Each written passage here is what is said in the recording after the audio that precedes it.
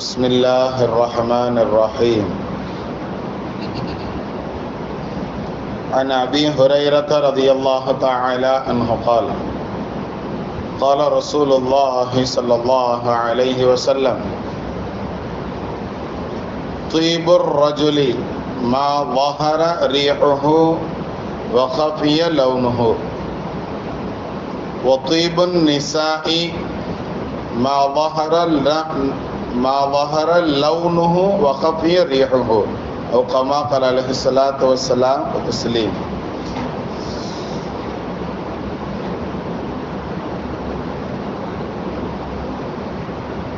அல்லாஹ்வுடைய திருத்தூதர் முஹம்மது நபி ஸல்லல்லாஹு அலைஹி வஸல்லம் அவர்கள் சொன்னார்கள், துய்புர் ரிஜாலி. நம்ம இதுவரைக்கும் ஆடை அணிகலன்கள் சம்பந்தமான விஷயங்களை ஒவ்வொன்றாக வரிசையாக நாம் பார்த்துட்டு வர்றோம்.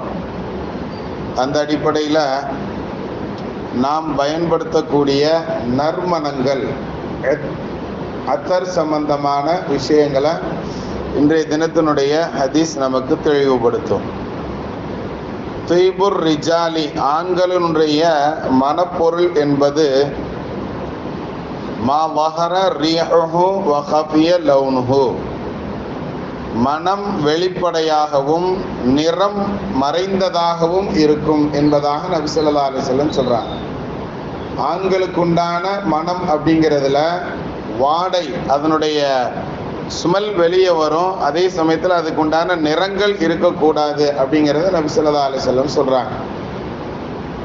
மருதாணி போன்ற நிறங்கள் வெளியே தெரியக்கூடாது, அத்தர் மாதிரி வெறும் வாடை சுமல் மட்டும் என்ன செய்யணும், வெளியே தெரியணும் அப்படிங்கிறத இந்த ஹதீஸில் ரொம்ப தெளிவாக நபி ஸல்லல்லாஹு அலைஹி வஸல்லம் அவங்க சொல்லி தர்றாங்க. இது ஆண்களுக்கு உண்டான மனப்பொருள் அப்படிங்கிறது சம்பந்தமான விஷயம்.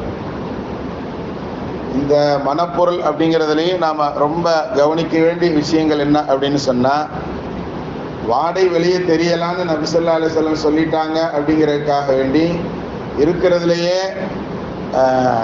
உயர்தரமான மனப்பொருள் வாங்கிறது தவறு இல்லை, குற்றம் கிடையாது. நம்ம மார்க்கத்தில் தாராளமாக எவ்வளவு உயர்வான பொருளை வேண்டுமானாலும் வாங்கலாம். ஆனால் நேற்று ஹதீஸோட கொஞ்சம் இணைச்சு பார்த்துக்கிடணும். அதாவது சௌபு சுஹரத் அப்படின்னு சொன்ன பார்த்தீங்களா, பிரபல்ய ஆடை அப்படிங்கிறத ஒன்று பார்த்தோம். அதே மாதிரி அதுக்கு முன்னாடி உண்டான நாட்களில் நாம் பார்த்தது என்ன அப்படின்னு சொன்னால், பெருமைக்காக வேண்டி உடை உடுத்துதல் அப்படிங்கிறதையும் பார்த்தோம். இந்த மாதிரி விஷயங்களை இதோடையும் பொருத்தி பார்க்கணும். நாம் போடக்கூடிய அத்தர்கள் பெருமைக்காக வேண்டியும் இருக்கக்கூடாது, பிரபல்யத்தை விரும்புறதுக்காக வேண்டியும் இருக்கக்கூடாது அப்படிங்கிறத நம்ம கவனத்தில் வச்சுக்கிடணும். இது ரொம்ப இம்பார்ட்டன்ட், முக்கியமான விஷயம். ஏன்னா நம்ம போடக்கூடிய அந்த எண்ணம் அப்படிங்கிறது ரொம்ப கவனத்திற்குரிய விஷயம். கண்ணியத்திற்குரியவர்களை, நபி ஸல்லல்லாஹு அலைஹி வஸல்லம் அவர்கள் ஒரு ஹதீஸில் ரொம்ப கடுமையான வாசகம் இப்படி வரும். அல்லாஹ், அந்த வாசகத்தில் எந்த ஒருவர் அடுத்தவர்களை கவரணும் என்பதற்காக வேண்டி மனம் பூசுவாரோ, பிறரை கவர்வதற்காக நம்ம போட்டுட்டு போகணும்னு சொன்னால் நம்மளை திரும்பி பார்க்கணும், யார் அப்படிங்கிறத தெரிஞ்சுக்கிடணும். சஹாபாக்களில் சிலர்கள்லாம் இருந்திருக்கிறாங்க, தீனுல் இஸ்லாத்துக்கு வர்றதுக்கு முன்னாடி அவ்வளோ பெரிய பணக்காரங்களாம். அவங்க அத்தர் பூசிட்டு போனாங்க அப்படின்னு சொன்னால் அந்த நபரை பற்றி வரலாற்று ஆசிரியர்கள் எழுதுகிறாங்க, ஹதீஸ் கிதாபுகளில் குறிப்புகள் கிடைக்கும். அவர் போய் கொஞ்ச நேரம் கழித்து அந்த தெருவில் யாராவது நுழைஞ்சாங்கன்னு சொன்னால் அவங்க விளங்கிக்கிடுவாங்களாம், இன்னார் தான் இந்த தெருவில் போயிருக்காருன்னு விளங்கிக்கிடுவாங்களாம். அந்த அளவிற்கு தீனுல் இஸ்லாத்திற்கு வருவதற்கு முன்னாடி பெரிய செல்வாக்கில் இருந்தவர். ஆனால் தீனுல் இஸ்லாத்தை ஏற்றதற்கு அப்புறம் வெறும் சாக்கை பொத்திக்கிட்டு இருந்தாங்க அப்படிங்கிறத ஹதீஸ்களில் நாம் பார்த்தோம். சரி, அல்ஹம்துலில்லாஹ்.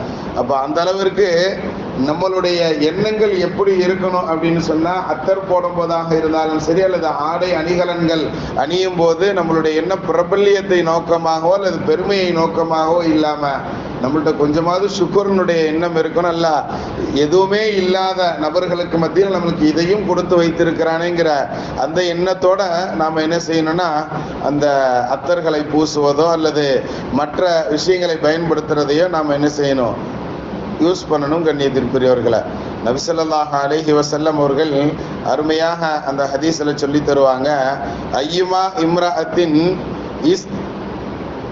இஸ்தஅத்தரத் ஃபமர்ரத் அலா கௌமின் லியஜிது மின் ரீஹா ஃபஹிய ஜானியத்துன் அவ் கமா கால அலைஹி ஸலாத்து வஸ்ஸலாம் வ தஸ்லீம்.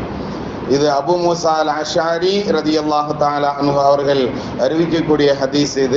இதில் அருமையாக நபி ஸல்லல்லாஹு அலைஹி வஸல்லம் அவர்கள் சொல்வார்கள், ஐயுமா இம்ரஅத்தின் இஸ்தஅத்தரத், எந்த ஒரு பெண்மணி மனம் பூசுவாலோ, எப்படி நாம் இந்த அத்தர் அப்படிங்கிறது நம்ம வெளியே வாடை தெரியும்படியான இந்த பொருளை எந்த ஒரு பெண்மணி பயன்படுத்துவாரோ, ஃபமர்ரத அலா கௌமின் லியஜிது மின் ரீஹா, நாம் ஒரு கூட்டத்தையோ அல்லது ஒரு சில நபர்களையோ கடந்து செல்லும் பொழுது அந்த அத்தர்னுடைய வாடையை அவர்கள் மணப்பதற்காக வேண்டி அப்படின்னு சொல்லி எந்த பெண்மணி ஒருவள் மனம் பூசிக்கொள்வாரோ அந்த பெண்மணி ஃபஹிய ஜானியத்துன், அவள் விபச்சாரிக்கு சமமானவள்.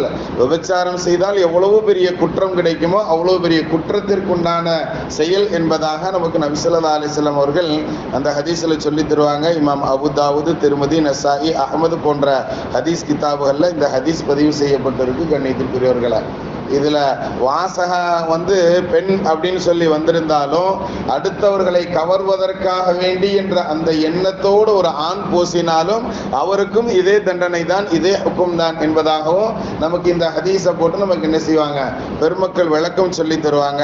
அதனால நாம ஆடை, அதாவது ஆடை அணியும் போதாக இருந்தாலும் சரி, அத்தர் பூசும் போதாக இருந்தாலும் சரி, இந்த விஷயத்துல ரொம்ப நாம கவனமாக இருக்கணும் கனவான்களை.